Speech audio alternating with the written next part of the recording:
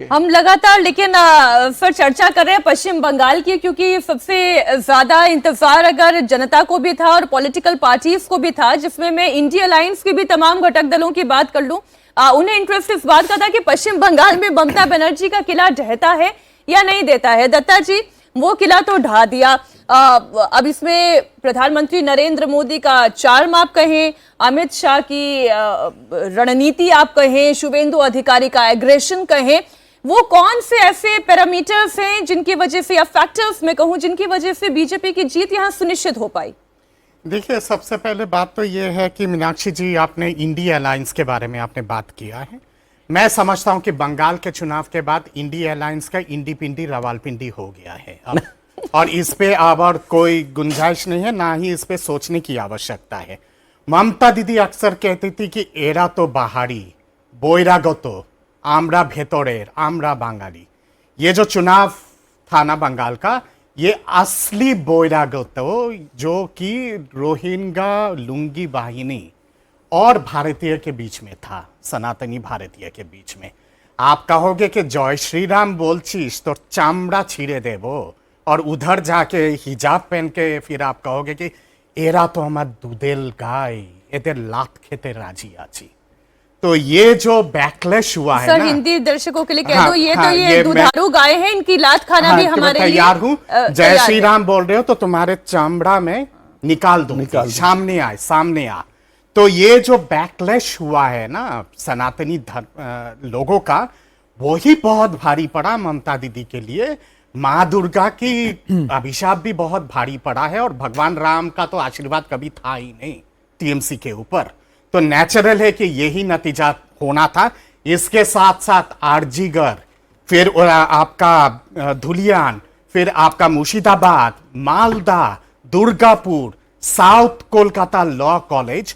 आपने क्या किया? आरजीगर का घटना हुआ, फोन करके कलकत्ता के पुलिस कमिश्नर को आप बोलते हैं रात के 1:30 बजे के आसपास, अरे ताड़ाताड़ी सब मिटिए दे, जितने सारे सबूत है सारे सबूतों को मिटा दो, और देखे नहीं जाते व्हाइट वॉश हो जाए, देख लो कि सारी चीजें व्हाइट वॉश हो जाए। और उसके बाद राजीव कुमार को आप सांसद में पहुंचाते हो, राज्यसभा कैंडिडेट बना के। फिर जब दुर्गापुर की जब बलात्कार हुई उस बेचारी कॉलेज स्टूडेंट की, आप बोलते हो कि के बोले छिलो एके 8टार परे बाहरे बेरोते। लड़कियों को किसने कहा है कि 8 बजे के बाद बाहर निकलने के लिए? पार्क स्ट्रीट की उस महिला की 2012 में जब बलात्कार हुई और उस बेचारी को पूरा रात भर उबेर गाड़ी में घुमाया गया बाय दी वायलेटर्स, अगला दिन आपके आके आप बोलते हो ये तो चरित्रहीन महिला, ये तो चरित्रहीन महिला है। तो जब आप माँ माटी मानुष की बात करके आप आते हो, माँ का तो आपने तिलांजलि कर दिया, मानुष तो कहीं है ही नहीं, और माटी को तो आपने सिंडिकेट को बेच दिया और टोलाबाजों को बेच दिया। दत्ता साहब, जितनी बातें आपने कही है सबका असर पड़ा होगा। अब वोट शेयर में आप देखिए 48% वोट टीएमसी के पास था, इस वक्त टीएमसी के पास लगभग 41% वोट है, मतलब 7% वोट कम हुआ है टीएमसी का। और बीजेपी 38% पे थी, बीजेपी 45% पे पहुंच गई, 7% वोट इंक्रीज हो गया, मतलब सीधा 7% टीएमसी से उठ के इधर आ गया बीजेपी के पास वोट, 1% और वोट बाकी दलों में डिवाइड हो गया है। तो ये बहुत बड़ा शफल बंगाल की जनता ने किया है, उसके बिल्कुल सर के बल खड़ा कर दिया है 2021 के नतीजों को। बिल्कुल, ये तो बात बिल्कुल सही है कि पूरी तरह से रिजेक्ट किया गया ममता बनर्जी की और टीएमसी को। और ये भी बात साफ है कि जिस तरह से वोटिंग की गई है, तो ममता बनर्जी का कोर वोट भी जो होगा वो भी कहीं ना कहीं टूटा है, जिसके कारण इस तरह के अनप्रेसिडेंटेड या फिर बीजेपी के लिए बेहतरीन नतीजे आए। तो ये तो बिल्कुल साफ होगा। जैसे हुमायूं कबीर की बात करें, दोनों सीटों से अगर आगे चल रहे हैं तो इसका मतलब उसको भी रिजेक्ट नहीं किया गया, वहां पर ठीक ठाक मार्जिन से आ गए हैं, वो ठीक ठाक मार्जिन से आ गए बिल्कुल। और इस बार शुभेंदु अधिकारी जो है, शुभेंदु अधिकारी 11,000 से या इस तरह के वोटों से वहां पर नंदीग्राम में आ गए हैं। तो अगर इस तरह के रिजल्ट है तो पूरी तरह से ये साफ है, जो पहले भी बात हो रही थी जब हमारे डिस्कशन होता था, कि जनता ने तय कर लिया था कि ममता बनर्जी को हटाना नहीं। और दूसरी बात यहाँ पे ये है कि मैं जब भांगड़ पे गया या फिर आपके साउथ मालदा पे गया, दक्षिण मालदा पे गया, वहां पे माइनॉरिटी कम्युनिटी के काफी सारे एरियाज पे मैं गया, तो वहां पे माइनॉरिटी कम्युनिटी के लोगों ने कहा है कि हमें तो सिर्फ बेवकूफ बना के इस्तेमाल करती है।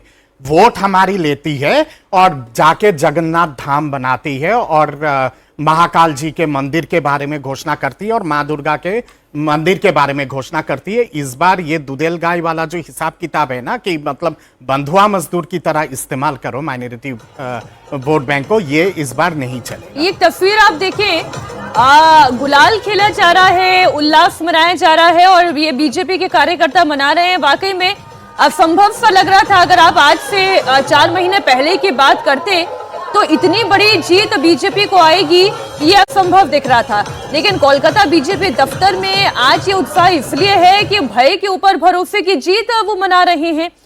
भय मुक्त वातावरण में अगर वो चुनाव संपन्न हो पाया तो वाकई में बीजेपी के लिए आज जश्न मनाने वाला दिन है।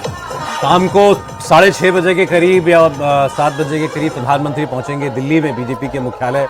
हर बड़ी जीत के बाद वो कार्यकर्ताओं से बात करने के लिए बीजेपी मुख्यालय में आते हैं। आज शाम को भी उनका कार्यक्रम अब तय है, बताया जा रहा है 6:30 बजे के बाद वो दिल्ली में बीजेपी हेडक्वार्टर पहुंचेंगे। ये तस्वीर कोलकाता में बीजेपी दफ्तर की है।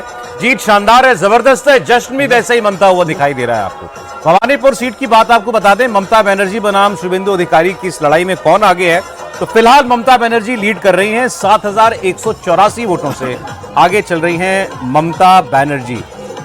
ये 3 बजे तक का लेटेस्ट अपडेट है, मतलब अभी तक का ऐसा अपडेट भी है। है। डायमंड हार्बर जो है उसमें भी जो है वो टीएमसी जीत रही है। अगर आप कोलकाता पोर्ट की बात करें वहां पे भी टीएमसी जीत रही है। तो ये कुछ कोर सीटें जरूर टीएमसी की हैं जहां पर वो जीतती आई है और अभी भी वो जो है। सर एक मैसेज अभी अभी आया है और जो हमारे दर्शक हैं उन्होंने ये कहा है और कोई इंपॉर्टेंट व्यक्ति है इसीलिए मैं ये कोट भी कर रही हूँ कि आप लोग एक बहुत इंपॉर्टेंट पॉइंट जो है उस पर डिस्कस क्यों नहीं कर रहे हैं। वो ये कह रहे हैं कि लोगों ने बांग्लादेश का हाल देखा है, समीर जी वहाँ का कत्लेआम देखा है। मेरे ख्याल से ये बात तो शुरू में ही हम लोग जी जी, तो ये जो कत्लेआम है, ये जो बांग्लादेश में अगर एक धर्म आप कहें वो मेजॉरिटी में आ जाएगा तो फिर हिंदुओं का हाल क्या होगा।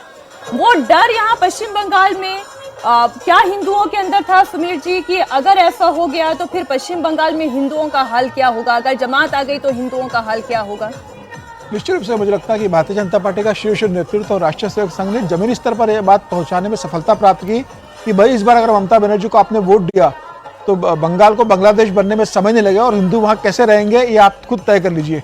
तो मुझे लग रहा है कि भारतीय जनता पार्टी का जो लगातार संपर्क रहा, प्रधानमंत्री मोदी की जो अपील रही, अमित शाह का जो संगठन रहा, संघ का जो जमीनी स्तर पर काम रहा, उसने वहाँ भद्र लोग को या बंगाली लोगों को समझा दिया कि भाई इस बार तो बीजेपी को लाना ही होगा अगर बंगाल को बचाना है। तो मुझे लग रहा है कि बंगाल की जनता ये समझ गई कि अब भाई टीएमसी से ज़्यादा जरूरी हमें बंगाल को बचाना है और बांग्लादेश नहीं बनने देना है। और उसी आधार पर मुझे लगता है वोटिंग हुई और ये पूरी तरीके से मुझे लगता है कि जो हिंदुत्व का जो वोटर ममता बनर्जी के साथ जुड़ा हुआ था, जैसा मुस्लिम वोटर ममता बनर्जी के लिए एक तरफा वोटिंग करता है, इस चुनाव में हिंदुत्व के लोगों ने, हिंदू वोटर ने भारतीय जनता पार्टी के पक्ष में वोटिंग किया और उसका परिणाम इस बार नजर आ रहा है।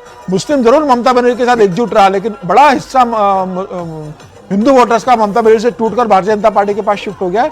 यही कारण है कि भारतीय जनता पार्टी लगभग 200 सीटों तक चली गई है।